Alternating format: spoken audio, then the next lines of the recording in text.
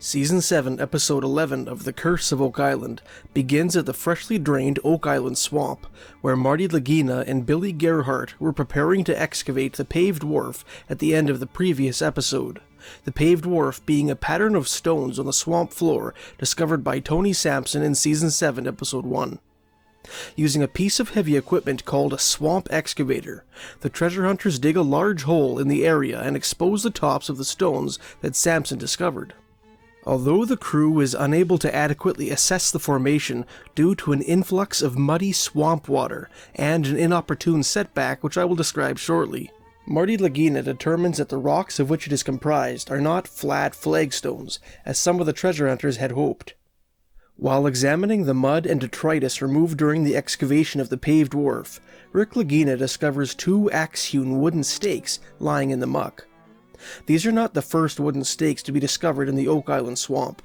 Back in 1969, Oak Island landowner Fred Nolan discovered a line of mysterious survey markers along the swamp's edge.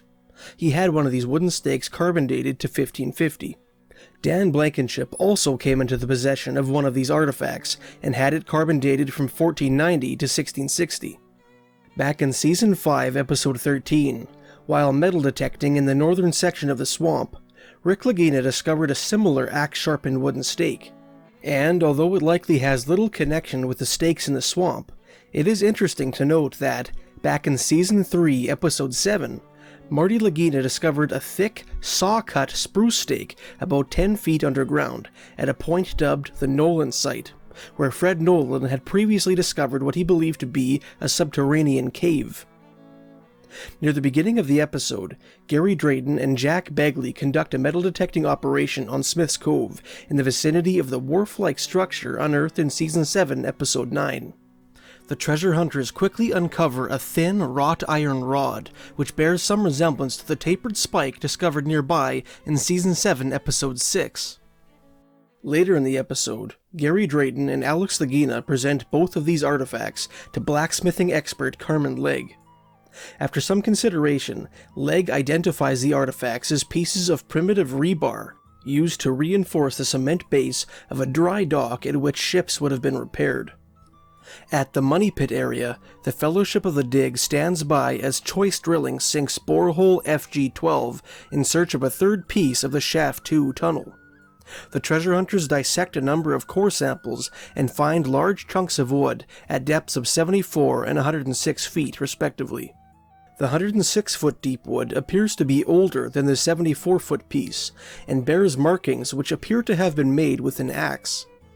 Although its depth roughly corresponds with that of the Shaft 2 tunnel, Doug Crowell and Marty Legge speculate that the 106-foot deep wood might have been a part of the original money pit, namely a piece of one of the wooden platforms which lay in the pit at 10-foot intervals, or undiscovered cribbing which initially lay below the 100-foot level.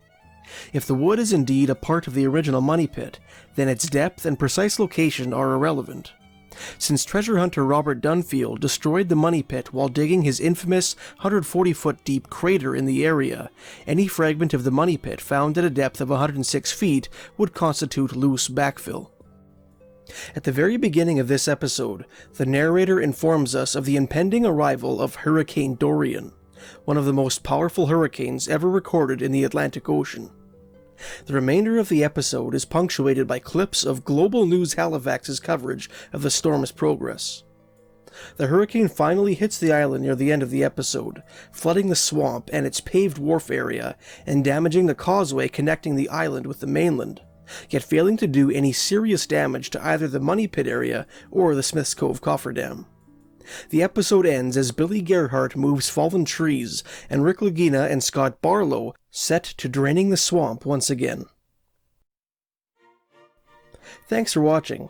If you enjoyed this video and would like to help support this channel, please check out my book, The Oak Island Encyclopedia, which you can find by clicking the link in the description.